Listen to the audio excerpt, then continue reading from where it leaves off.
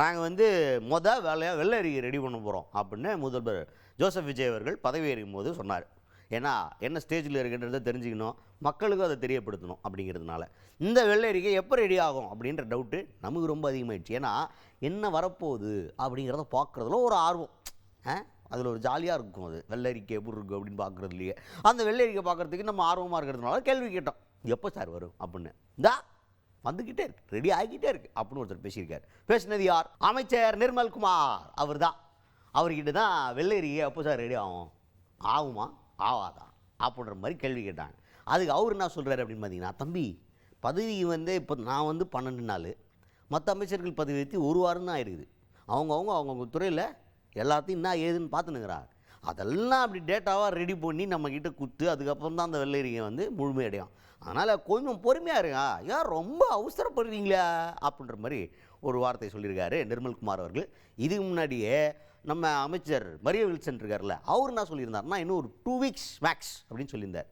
So ஆக மொத்தத்தில் பார்த்தா வர்ற 15ஆம் தேதி 20ஆம் தேதிக்குள்ளே ஒரு வெள்ளை அறிக்கையை நம்ம எதிர்பார்க்கலாம் அப்படிங்கிற மாதிரி மைண்டுக்குள்ளே நம்ம ஃபிக்ஸ் பண்ணிக்க வேண்டியதான். அந்த அளவுக்கு ஒரு டைம் கேட்டுருக்கிறாங்க நிர்மல்குமார் அவர்கள் உட்பட. 10 நாட்களா அதுக்கு எல்லாரும் இப்போ நாங்கள்லாம் பொறுப்பேற்று 12 நாள் ஆயிடுச்சு. மற்ற அமைச்சர்கள் பொறுப்பேற்று 1 வாரம் தான் ஆயிருக்கு. எல்லாரும் அந்தந்த துறைகள்ல என்னென்ன பிரச்சனைன்னு சொல்லி ஆராய்ஞ்சிட்டு வராங்க. ஏன்னா கரண்ட் ஸ்டேட்டஸ் எல்லா துறையிலையும் என்ன இருக்குன்னு நம்ம புரிஞ்சுக்கணும் ஃபர்ஸ்ட்.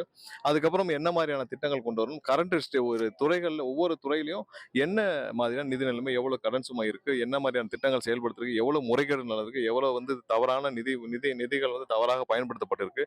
20 வருஷமாக எல்லா துறையிலையும் வந்து எவ்வளவு தூரம் கீழே போக முடியும் போயிருக்கு. போக்குவரத்து துறையில 20 வருஷம் லாபத்தில் இறங்கி கொண்டு இருந்த போக்குவரத்து துறை இப்ப பெரும் நஷ்டத்தில் இருக்கு. மின்சார வாரியம் அதுக்கு மேல 2 லட்சம் கோடி கடன் இருக்கு. இது மாதிரி எல்லா துறைகளிலும் மிக மோசமான சூழ்நிலை இருக்கு. அதுக்கு அடுத்தது இப்போ வந்தோடனே நாங்கள் நடவடிக்கை எடுத்துடுவோம், அவங்களெல்லாம் பிடிச்சி உள்ளே போட்டுருவோம், அரெஸ்ட் பண்ணி ஜெயிலில் போட்டுங்க சார் அப்படின்ற மாதிரி பண்ணுறோன்னு சொல்லிங்களே, ஆனால் ஆக்ஷன் எதுவும் எடுக்கிற மாதிரியே தெரியலையே அப்படின்ற மாதிரி ஒரு கேள்வி கேட்டாங்க. பெருசாக ஆக்ஷன் எடுக்கிற மாதிரி இல்லையே அப்படின்னு கேட்டால் அதுக்கு வந்து நிர்மல்குமார் அவர்கள் ப்ராக்டிக்கலான ஒரு பதில் சொல்லியிருக்காரு. அதிகாரிகளோட ரீஷஃப்லிங்கே இப்போ தான் போயிட்டுருக்கு, அதெல்லாம் செட்டில் ஆகணும். எல்லா டிபார்ட்மெண்ட் இப்போ விஜிலன்ஸ்லாம் இருக்கிறாங்க அப்படின்னா அவங்களுக்குலாம் இப்போ தான் ஓரளவுக்கு செட்டில் ஆகிடுறாங்க.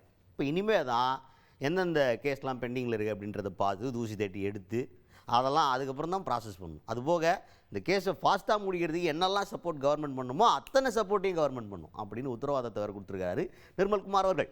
இல்லை, இப்போ தான் விஜிலன்ஸ் டைரக்டர் அப்பாயின்மெண்ட்ஸும் முடிஞ்சிருக்கு. ஸோ விரைவில் என்னென்ன தேங்கி கிடக்கும் வழக்குகள் எடுக்கப்பட்டு அது வந்து உங்களுக்கு தெரியும் அட்டானமஸ் பாடி, டிபிஎஸ்சி வந்து அட்டானமஸ் பாடி, அங்கேயும் அனைத்து கிளீனப்புகளும் செய்யப்பட்டு உறுதியாக யார் யார் மீதெல்லாம் தேங்கி கிடக்கும் வழக்குகள் அனைத்தும் துரிதமாக முடிக்கப்படும். அங்கேயும் அரசு வழக்கறிஞர்கள் எப்படி செயல்பட வேண்டும் என்று அதுலேயும் என்னென்ன மாதிரியான வழிகாட்டுதலை நாங்கள் கொடுத்து கொண்டு இருக்கிறோம். ஸோ சிறப்பாக எல்லாமே, ஏன்னா தேங்கி கிடக்கும் வழக்குகள் எல்லாம் முடிக்கப்பட வேண்டும். எங்கெங்கெல்லாம் தவறு செய்தாலும் அவருக்கு உடனடியாக தண்டனை கிடைக்கப்பட வேண்டும்.